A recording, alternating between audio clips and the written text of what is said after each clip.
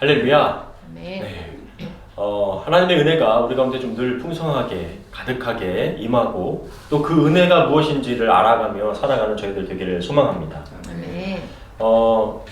우리가 이제 지난주 데일라이트 세빙 타임이 해제가 되면서 본격적인 겨울 시즌이 좀 컴컴 다가온 것 같습니다. 이제 어느덧 2024년도 두 달 채 남지 않았는데 연초에 세우셨던 모든 어떤 계획들, 뭐 비즈니스적인 계획이든 또 신앙적인 계획이든 그것이 잘 주님 안에서 매듭지어지기를 간절히 소망합니다. 네. 2주 전에 캐나다와 한국에서 여러 가지 이벤트가 있었죠. 경기가 어려운 탓인지 캐나다 사람들이 즐기는 이 할로윈도 조금은 좀 조용하게 지나간 것 같고요. 근데 한국에서는 10월 27일에 한국의 많은 교회가 광화문과 시청 광장에 모여서 포괄적 차별금지법을 반대하는 그 예배와 집회로 경찰 추산 약 22만 명이 모인 행사가 있었습니다. 특별히 그 주간은 종교개혁기념주일이었습니다. 교황의 면죄부 판매에 카톨릭 수사에 불과했던 루터가 이 95개조 반박문을 비텐베르크 성당에 게시하고 오직 의인은 믿음으로 말미암아 구원받는다라는 로마서의 말씀에 근거하여 종교개혁의 불씨를 붙인 것을 기념하는 주간이었죠. 이런 개혁적인 날을 기념하면서 한국의 교회들이 함께 모여 그 주일날 모여 이렇게 예배하자라고 했던 것이었습니다. 혹시 그때 영상 라이브로 보신 분 계신가요? 네. 계속 보지는 예. 저도 처음부터 끝까지 보진 못했지만 영상을 이렇게 뜨문뜨문 보면서 저도 여러 가지 좀 생각이 들었습니다. 이 순전한 마음으로 교회가 함께 모여서 위기 속에 있는 한국 교회를 위해 기도하고 동성애 합법화를 막으려고 힘을 합하는 모습이 참 감동적이었습니다. 예전에 막 그 빌리그레암 목사님이셨나요? 여의도에 70년대인가 80년대에 한번 모여가지고 그 어마어마한 인파가 모였던 것, 아마 그 이후로 가장 많은 인파가 모였다라고 할 정도로 굉장히 대단한 일을 했다라고 생각이 들었습니다. 세계 어디에서도 아마 이러한 교회가 단결된 모습을 보기 어려울 겁니다. 하지만 또 순수한 마음과 열정으로 모인 사람들도 있었지만 그 가운데는 교회라는 이름으로 모인 사람들의 힘을 모아서 정치적인 힘을 발휘하기 위한 집단이 되신 분들도 좀 보여지는 것 같았습니다. 그래서 그런 변질이 오히려 성경에서 말씀하고 있는 교회답지 못한 모습으로 비추어져서 이 교회의 좋지 않은 모습, 교회가 욕을 먹고 있는 그런 모습으로 비춰질 수 있겠다라는 생각도 들었습니다. 왜냐하면 중세의 교회들도 돈이 모이고 힘이 모이니까 권력이 집중되어서 결국 하나님의 이름을 가지고 십자군 전쟁도 일으키는 중세의 암흑기라고 불리는 인간의 힘을 모아 하나님의 영향력인 것처럼 보이려는 그런 타락한 집단이 되었던 역사가 우리 가운데 있기 때문입니다. 우리가 따르는 예수님께서도 누구보다 사람을 많이 모을 수 있는 능력이 있으셨고 힘으로 세상을 정복할 수 있는 분이셨습니다. 로마의 군사들이 주님을 잡으려고 왔을 때 주님은 12군단 더 되는 천사들을 부를 수도 있다는 것 너희들 모르느냐 하시며 제자들이 힘으로 대항하려고 한 것을 책망하신 적도 있으셨습니다. 얼마든지 정치적인 힘을 발휘하려면 할 수 있으셨던 분이죠. 또한 주님을 따르던 제자들과 무리들도 세상에서 좀 힘을, 권력을 발휘해서 우리들의 임금이 주님께서 되어주셔서 로마와 세상을 뒤엎어 주시길, 우리가 꿈꾸고 바라는 그 유토피아를 만들어 주시기를 주님을 향해 바라고 원했습니다. 그것은 바로 세상의 방식이고 눈에 보이는 세상의 최고의 가치이기 때문이죠. 그러나 주님은 세상이 원하고 추구하고는 방식대로 그 힘과 권력으로 정복하고 군림하는 것이 아니라 오히려 죽기까지 낮아지셔서 십자가에서 우리를 위해 볼품없이 물과 피를 다 쏟으시는 겸손을 그리고 사랑을 택하시고 우리에게 가르쳐 주셨습니다. 이것이 기독교의 핵심 가치이고 우리가 예수 그리스도를 따르고 있는 이유여야 하죠. 오늘 또 이영 집사님께서 그렇게 기도해 주셨고요. 그런데 한국의 기독교가 윤리적이고 도덕적인 신뢰를 잃고 있는 상황에서 오히려 아나무인격으로 힘을 모아 교회의 뜻을 이루고자 그 힘을 세상적인 방법으로 발휘해 보려고 한다면 세상이 보기에 여전히 교회는 그들만의 리그가 있다. 교회는 편협하다. 교회가 세상과 다르지 않다라고 밖에는 비추어질 수밖에 없는 것이죠. 기윤실이라고 하는 곳에서 2023년 조사한 최근 기독교의 신뢰도가 16% 정도밖에 안 된다라고 발표했습니다.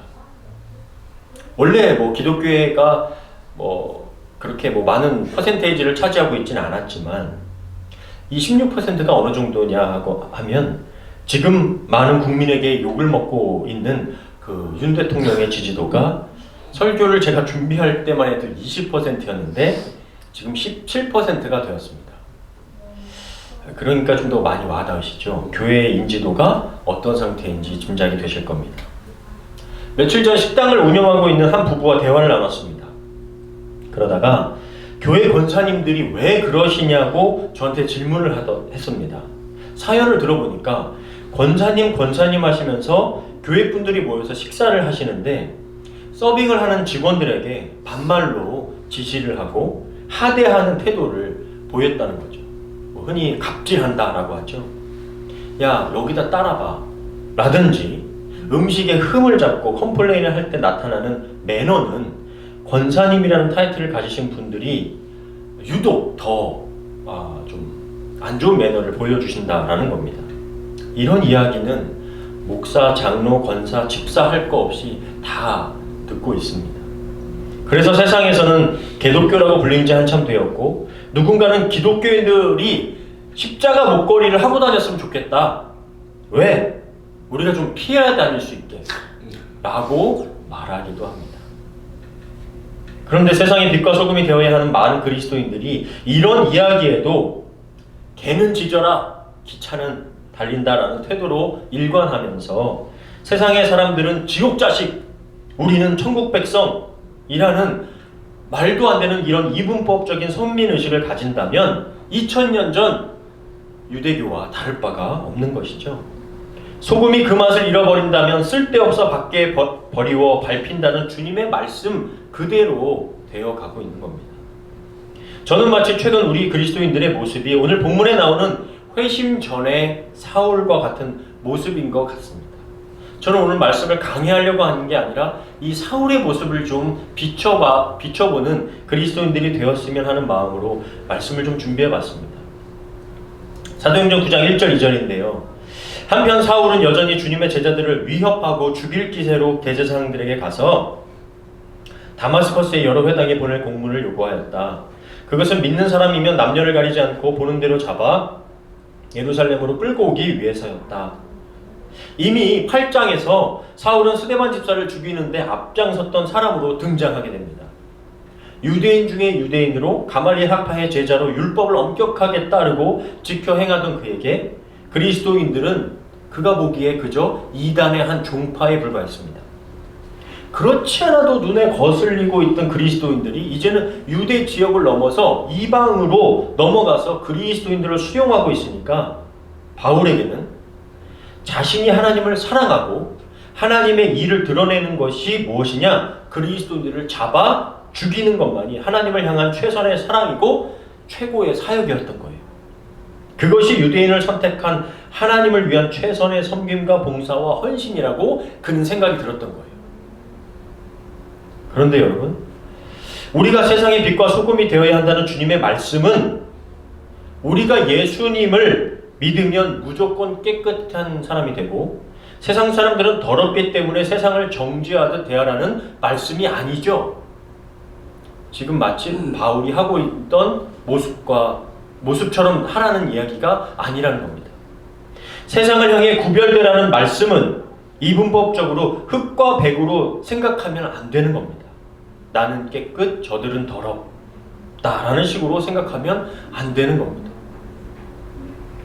오히려 윤리적으로 도덕적으로 세상의 법보다 더 위에 있는 사랑으로 세상을 품어야 빛이 되고 소금이 되는데 그 정결함은 사라진 채 교회는 그동안 세상보다 더 불투명하게 이중정보를 사용한다든지 부동산 투기를 한다든지 목회자들이 성문제를 일으키고 교회를 돈으로 사고 팔고 목회의 직분을 이 돈으로 몇 억을 준비해서 와라 라든지 수억 원의 전별금을 받는다든지 세상보다 더 물질주의의 노예가 된 모습으로 비상식적인 모습을 하면서 동성애 때문에 나라가 망하는 것처럼 집단적인 힘을 발휘하려고 한다면 누가 교회를 보면서 납득하고 이해를 할 수가 있겠습니까?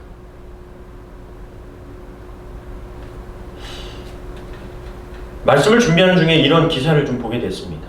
2010년 밴쿠버 동계올림픽의 피겨스케이팅 금메달리스트 잘 아실 겁니다. 김연아 선수죠. 김연아 선수를 인터뷰했던 기자가 이렇게 묻습니다. 현역 시절에 가장 김연아 선수를 괴롭혔던 사람은 누굽니까? 그래서 김연아 선수가 이렇게 말합니다. 맛있는 음식을 모조리 먹어버리고 싶은 나, 조금만 더 자고 싶은 나, 아무 간섭도 없이 친구들과 자유롭게 놀러 다니고 싶은 나. 내가 극복해야 할 대상은 다른 누군가가 아니라 내 안에 존재하는 무수한 나였다. 저는 이 인터뷰를 보면서 저를 비롯한 많은 크리스찬들이 좀 떠올랐습니다. 어떤 문제에 대해서 자꾸 다른 것을 핑계대는 거예요. 환경, 사람, 심지어 마귀 사탄. 병이 온 것에 대해 악한 마귀가 그런 것이다. 정신적인 문제에 대해서 악한 영에 눌려서 그렇다. 사업이 잘 안 돼도 마귀 때문이고 누구 때문이고 환경 때문이고 그런 것을 다 뒤집어 씌워버리는 겁니다. 물론 그런 경우가 아주 없는 것은 아닙니다. 귀신의 역사가 있죠. 때론 그것을 생각해 보면 기독교인들이 그렇게 다 그냥 마귀 귀신에 다 뒤집어 먹는 걸 보면서 마귀가 억울할 수도 있겠다. 내가 그런 게 아닌데. 아니 자기가 욕심부리고 자기가 건강관리 잘하지 못하고 절제하지 못해놓고 왜 나한테 그래? 라고 마귀가 억울할 수 있겠다는 생각이 들었어요. 여러분 잘 아시는 하덕규 시인의 가시나무라는 그 조성모가 불렀던 노래 가사처럼 내 속에 내가 너무도 많아서 하나님을 둘 자리에 없는 자신이 다 자기가 빼앗아 놓고 일이 안 되면 하나님 탓, 마귀 탓, 환경 탓 다 해버리죠. 도대체 우리가 하나님을 믿는 것이 무엇 때문이죠? 교회에서 섬기는 것 무엇 때문에 하고 있는 거죠? 하나님께서 은혜를 베풀어 주셔서 우리가 하고 있는 건가요? 아니면 어떤 대가나 상급에 대한 기대 때문인가요? 내가 이 땅에서 잘 되고 잘 먹고 잘 사는 것 때문에 하는 건가요? 그런 것을 기대하는 게 잘못된 것이 아니라 이 땅에서 내가 생각한 상급을 누리고 싶어 하는 그 전적인 마음이 잘못됐다는 거죠. 황금의 입이라고 불리던 설교자 찰스 스펄전 목사님이 이렇게 말합니다. 큰 믿음이 아니라 참된 믿음으로 구원에 이른다. 구원은 믿음에 달려있는 게 아니라 그리스도께 달려있고 믿음은 그분께 기대는 것이다. 중요한 것은 믿음의 크기가 아니라 믿음의 진실성이다. 구원은 믿음에 달려있는 게 아니라 내가 얼마만큼 잘 믿었냐에 달려있는 게 아니라 오직 예수 그리스도께 달려있다는 거예요. 우리가 죄성으로 가득한 연약하고 교만한 존재라는 것이 바로 신앙생활에서 우리가 그대로 나타나고 있다는 겁니다. 바로 신앙생활 자체를 나 중심으로 하고 있다는 거예요. 마치 바울처럼 내 생각엔 하나님을 위하여 최고로 섬기고 하나님을 위하여 최대한 헌신하는 거 뭐냐? 내가 저 그리스도인들을 잡아 죽이는 거야. 내 생각이죠. 나 중심이죠. 내가 우주의 중심이 되어서 하나님은 뭐든지 나를 위해 존재하신 분으로 바꾸어 버린 겁니다. 몇 주 전 말씀드린 것처럼 기독교는 해답 신학이 아니라 관계 신학이라는 거예요. 구원은 주님과의 관계로부터 시작되고 끝이 나는 겁니다.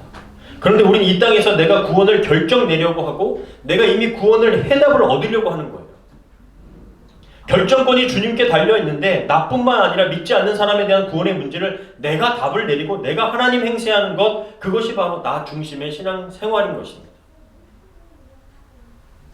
회심한 바울이 자기 중심성으로 가득해서 문제가 터져버린 고린도 교회를 향하여 이런 말씀을 한 적이 있습니다.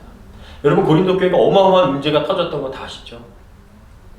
바울의 사도권에 대해서 지적을 했습니다. 아니, 쟤는 주님의 진짜 제자도 아닌데 무슨 제가 하나님의 말씀을 우리한테 전한다는 거예요? 그러면서 바울파, 게바파, 아볼로파, 바울파, 그리스도파까지 교회 안에서 파가 나눠져 버렸어요. 거기에다가 성적인 문제 심각했습니다. 그러니까 문제는 문제, 우리가 알고 있는 문제랑 문제는 다 터졌던 교회가 바로 고린도 교회였어요. 그런데 바울이 무슨 얘기를 하느냐? 고린도서 10장 31절 같이 한번 읽겠습니다. 시작. 그런즉 너희가 먹든지 마시든지 무엇을 하든지 다 하나님의 영광을 위하여 하라. 너희가 하고 있는 것이 어디에 초점이 맞춰져 있니? 너희에게 맞춰져 있니? 아니면 하나님께 맞춰져 있니? 하나님의 영광을 위하여 하라. 우리에게 주신 거듭난 새로운 피조물이라는 이 새로운 인생은 하나님을 영광에 위하여 우리가 드려지는 기도가 되어야 되고요. 하나님의 영광을 위하여 하는 사역이 되어야 하고요. 환경이 어떻든지 간에, 조건이 어떻든지 간에 하나님의 영광을 위하여 하는 일이 되어야 하는데, 하나님의 힘을 빌어서 내 영광을 구하는 신앙생활을 하니까 도무지 그리스도인이라는 사람들이 변화도 없고 목사, 장로, 권사님이라는 타이틀만 가지고 있을 뿐 세상의 사람보다 더 매너가 없고 예의가 없는 태도로 살아가면서 이상한 내가복음을 펼치면서 살아가고 있다는 거예요. 스펄전 목사님 말씀하신 대로 진실한 믿음을 오해하여 다 큰 믿음으로 바꿔버렸어요. 미국식 자본주의 믿음으로 다 바꿔버렸어요. 물질주의, 소비주의로 다 바꿔버렸어요. 그래서 많이 모여야 돼. 물질의 힘으로 치장하여 크고 웅장하게 보여야 돼. 만몬주의에 다 물들어버린 교회가 되고 성도가 되니까 세상이 걱정하고 안쓰러워하는 지경에 빠져버리게 됐다 라고 봅니다. 그런데 정말 우리가 회개해야 할 것이 무엇인지도 모르고 우리 안에, 교회 안에 회개해야 할 본질은 다 망각한 채 이 나라가 문제다, 다음 세대가 교회를 떠나고 있다, 동성애 때문이다, 법 때문이라고 말한다면 회개의 방향이 잘못됐다는 거죠. 바울이 계속 그리스도인들 때문이다 라고 하면서 바깥에 눈을 돌렸듯이, 아니 자기 자신이 정말 하나님을 알고 있는지, 자기 자신이 정말 하나님께 회개했는지, 자기 자신 안에 하나님이 있는지를 먼저 확인을 해야 한다는 거예요. 놀랍게도 2000년 역사 속에 교회는 외부적인 문제로 망한 적이 한 번도 없습니다. 외부의 핍박이 있을 때 오히려 더 건강해졌고요, 진실해졌고요, 목숨을 각오한 신앙이 생겼습니다. 오히려 편하게 믿을 때 탐욕이, 욕망이, 죄로 가득한 내가 주인 될 때 교회는 더 어려워졌고 더 더러워졌고 더 타락했습니다. 바울이 유대교의 위협이 되는 것이 그리스도인 때문이라고, 그리스도인을 잡아 죽일 공문을 받아 주님의 제자들을 죽이려고 할 것이 아니라 정말 자신이 하나님의 일을 하고 있는지, 내가 하는 일이 정말 하나님이 기뻐하시는 일인지를 먼저 묻고 여쭈었다면 어쩌면 바울은 유대교를 변화시키는 사람이 되었을 수도 있어요. 이것이 먼저 믿은 그리스도인들이 가진 착각 중에 하나라고 저는 보여집니다. 다 기도해보고 결정했다고 말하고 다 하나님의 은혜로 잘 됐다라고 말하지만, 그런 결정 속에 정말 눈물이 있는 곳으로 갔는지, 어려운 곳으로 내가 갔는지, 사람들이 가려 하지 않은 곳으로 주님의 마음이 있는 곳으로 가려 했는지, 그런 사람들은 많지 않고 다 나를 빛내주는 곳으로 가려고 했고, 내 이름이 조금이라도 알려지는 곳으로 가려고 했고, 내가 성공이라고 들을 수 있는 곳으로 향했던 것이 다 우리들의 모습이지 않았습니까? 제가 트리니티 웨스턴 그 뷰과정을 공부할 때 만났던 한 목사님이 계셨어요. 그분 그때는 얘기 안 하셨는데 이번에 알게 됐어요. 고려대학교 나오셨고 은혜를 받으셔갖고 목사가 되셨는데, 소식이 궁금하던 차에 SNS에 그 친구 추천이 이렇게 돌지 않습니까? 오랜만에 거기 친구 추천으로 올라오신 거예요. 그래서 들어가서 그분 어떤 목회를 하고 계신가, 근데 어디로 가셔야 될지 정하지 못하셨거든요. 근데 우간다에 선교사로 가 계신 거예요. 제가 알던 그분이 아니셨어요. 이렇게 글들 올라온 글들 이렇게 보니까 우간다의 심장병으로 고생하는 아이를 위해서 한국의 병원과 연결해서 치료를 하고 계셨고 도와주고 계셨고, 그 글 가운데 학교 채플 시간에 귀신 들린 아이들이 발생해서 기도 제목을 올려서 함께 기도 부탁을 하는 글들을 보게 됐어요. 학교에서 뵀던 그분을 생각하면 전혀 선교지가 아니라 어디 좀 큰 교회 가서 부목사나 담임 목회를 하고 계실 것 같으셨는데 전혀 다른 삶을 살고 계시더라고요. 그분의 글 중에 한 부분을 제가 좀 읽어드리겠습니다. 저는 이번 일을 통해서 그 채플 시간에 이렇게 단체로 이렇게 귀신 들린 모습이 발생했던 거예요. 처음에 50몇 명의 아이들이 막 발작해서 귀신이 이 아이는 내 것이다 막 이런 이야기를 막 했던 사건들이 일어난 겁니다. 이번 일을 통해서 끈기, 겸손함을 매일 배웁니다. 내가 할 수 있는 게 아무것도 없기에 주님의 은혜가 미칠 때까지 기다리고 기도하는 방법밖에 없기 때문입니다. 제가 이런 신앙을 고백하시는, 그래도 그분을 그래도 한 2년 반 이렇게 만나면서 이렇게 같이 함께 공부하고 했던 그분의 이런 고백을 보면서 이 자본주의 틀 안에 살아가는 우리가 우리 삶에 돈이 있으면 만족하고 하나님과 관계가 좋은 것처럼 착각하고 교회도 좋은 교회라고 하고 돈이 없으면 하나님과의 관계가 안 좋은가? 뭐가 잘못됐나? 생각하는 이런 물질주의 신앙, 우리들에게 아주 크게 자리 잡고 있구나. 예수님과의 관계가 좋았던 제자들과 초대교회 신앙의 선배들은 보이기에 그렇게 크고 좋아 보인 교회를 이루려고 했다는 모습이 말씀 안에 본 적이 없습니다. 예수님이 하나님이신 그냥 그 이유 때문에, 예수님이 부활하셨다라는 그 이유 때문에 그냥 목숨 내놓고 신앙생활 한 거죠. 신앙 때문에 악에 맞서 싸우느라고 자신의 생명 내놓았던 거죠. 신앙으로 불의에 항거하며 나라의 빛이 되고 어둠 가운데 신음하는 백성들의 위로와 도움이 되어주었어요. 그런데 참빛을 비추지 않을 때 그 빛 대신 주님과 관계없이 그냥 물질에 의지하여 열심만 낼 때 주님께서는 아무리 주여 주여 주여 막 3창 주여 30창 주여 100창을 해도 나는 너 모른다. 너 누구니? 라고 하시는 그런 침묵과 어둠의 터널을 교회가 지나고 있는 것 같다는 거죠. 사도행전 9장 3절부터 5절. 사울이 길을 떠나 다마스커스에 가까이 갔을 때 갑자기 하늘에서 빛이 그에게 비추었다. 그 순간 그는 땅에 쓰러졌는데 그때 사울아 사울아 내가 왜 나를 괴롭히느냐 라는 음성이 들려왔다. 사울이 당신은 누구십니까? 하고 묻자 나는 내가 핍박하는 예수다.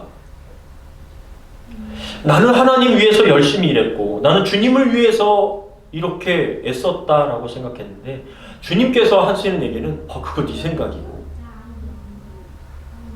너 나랑 상관없는 일 했는데? 최근에 한 선교사님의 책을 읽다가 그 가운데 이런 내용이 있었어요. 어느 시대나 교회는 부흥을 원하고 부흥을 위해 기도하는 전통을 유지했다. 문제는 부흥을 통해 무엇을 이루려고 하는 것인지 묻지 않는 데 있다. 목적을 규정하지 않은 채 부흥이라는 영적 에너지를 구하는 것은 공허한 기도 아니겠는가? 이렇게 밑도 끝도 없는 부흥을 달라고 조르지 말고 하나님의 뜻을 추구하십시오. 그러면 그분의 뜻을 이루는 데 필요한 부흥을 선물로 주실 겁니다. 하나님의 뜻을 추구할 때 그분께서 그 뜻을 이루는 데 필요한 부흥을 선물로 주실 겁니다. 마틴 로이드 존스 목사님도 이렇게 말씀하시더라고요. 부흥을 위해 기도해야 하는 참된 이유는 하나님의 이름이 회복되고 그분의 영광이 드러나기 위함이다.